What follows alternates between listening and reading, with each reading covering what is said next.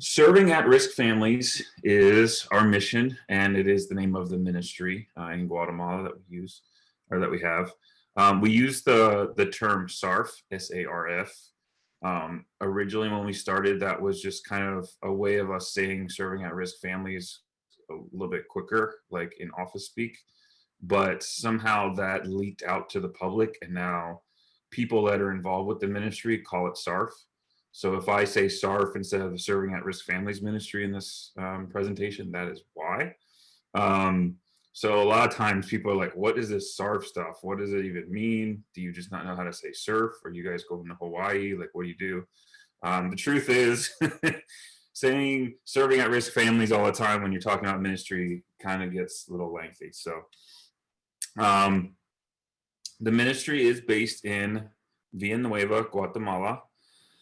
It is one of the more quote unquote dangerous areas. Even Guatemalans, when we tell them where we live, they ask us why we would even live there. And they literally fear for our lives.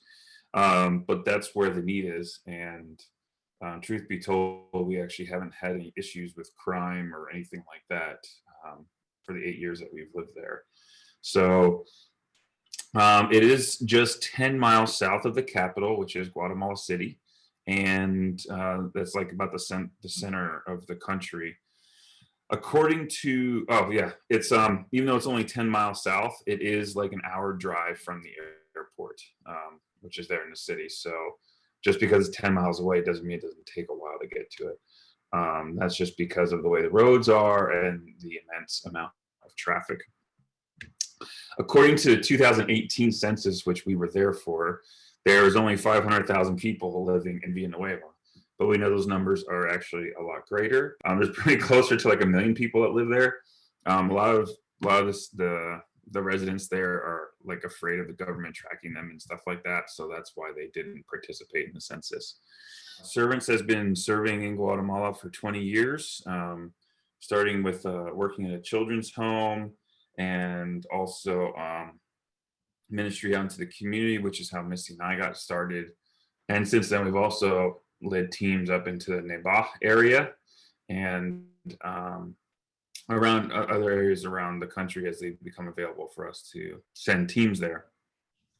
The whole idea of the ministry is to help families avoid the necessity of sending their kids to a children's home, because with all the need that there is, it's easier for a family to drop their kids off at a children's home instead of feed them, send them to school, all that kind of stuff. So the idea behind the Serving at-Risk Families Ministry is to help families become more self-sustainable and just help them find ways to interrupt that cycle of poverty. We have 3 local staff, 2 Guatemalans, 1 Honduran, and that work with Missy and I. And we all work together to make decisions and to figure out how to best serve the families, but we all kind of take our own different unique roles. Michi, she is a family representative, and along with Olga, who I'll talk about later, they visit the families regularly. They work on growing in a deeper relationship with the family so that they can minister to them spiritually and emotionally. They're constantly checking to see what their needs are, make sure everything's going okay with the family. They don't have anything emergent that they need. And of course, ultimately teaching them about Jesus and their value in life. Missy has worked to train them, because when we started, that's exactly what she had been doing. But with us having to come back to the US, she's moved into more of a family coordinator position. So she kind of works to mentor Olga and Michi and making sure that they have what they need, not just physically, but also like emotionally. She supports them and helps them through the difficulty of serving the families. But she also, one of the great things that she loves is just visiting with families as well. So Christian is our administrator. His primary job is to make sure all of the ministry's paperwork and accounting is taken care of.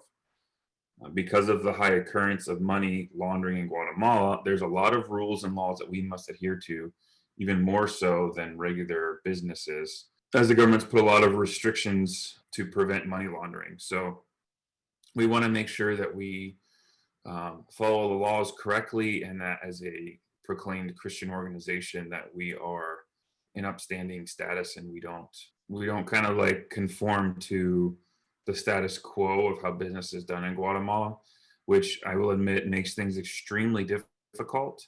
And that's why it's like a full-time job just to make sure that all that stuff is taken care of properly. But he also tries to be involved with the families. He helps with like family visits. He goes around and helps like make payments for the various schools for monthly tuition, which is has gone to more online recently, thankfully, but there's still a lot to do with that. And also, before COVID hit, he was helping me start to work on discipling the older boys that of the families that we minister to.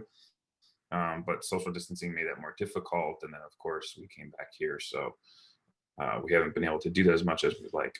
I already mentioned a little bit of what Missy does. I am the director of operations, so I make sure that everyone's getting along well on the team. Then I work on team building, making sure that needs are being taken care of, things are coordinated, logistics of getting teams down, all that kind of stuff, but also working towards discipling the team so we can grow together spiritually as well as professionally. Olga is also the Honduran that I mentioned. She's actually the newest addition to our team, but we have known her for about 8 years now. Her family actually used to be one that we served as a ministry. As time went on and she recovered from a life of abuse, she married a Christian man and grew in her own relationship with the Lord through the church that we also work with.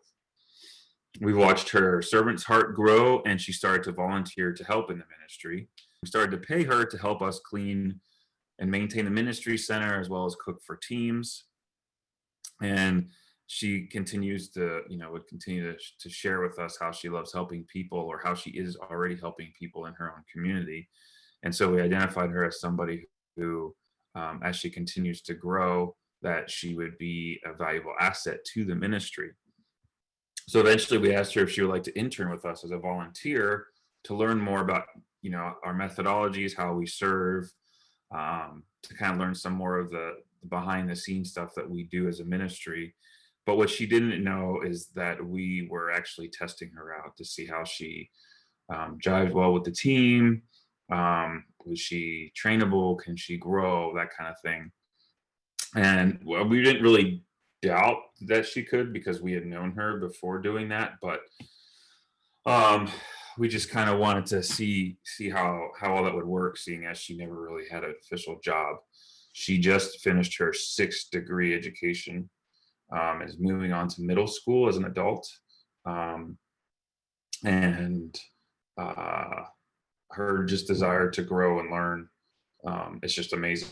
So, and of course it worked well. So we've been able to bring her on this October, but we're currently only employing her as a part-time employee because we have to continue raising funds to pay her for full-time.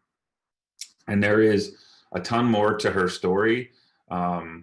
It's actually really hard for me to keep all this information in a tight time limit. So, but you can read her story more on the MySarf website, which I think Trent sent out in the invitation email.